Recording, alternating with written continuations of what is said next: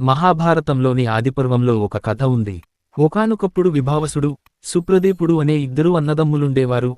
చాలా మంచివాళ్లు, అపార ఐశ్వర్యానికి వారసులు. అకస్మాత్తుగా ఒకరోజు తమ్ముడు వచ్చి ఆస్తిలో తన వాటా పంచివ్వమని అడిగాడు.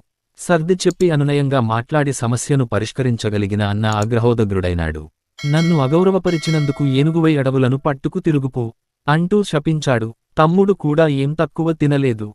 నువ్వొక తాబేలువై చెరువుల్లో పడి ఉండమని తిరిగి అన్నను శపించాడు.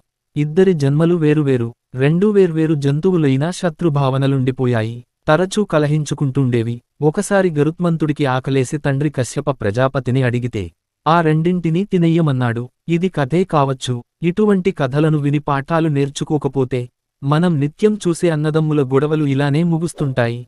అందుకే బంధువులతో తగాదాలు శ్రేయస్కరం కాదు. అవి వారిద్దరితో పోవు. కుటుంబాలకు కుటుంబాలు తరాల తరబడి కక్షలు పెంచుకుని అన్ని విధాల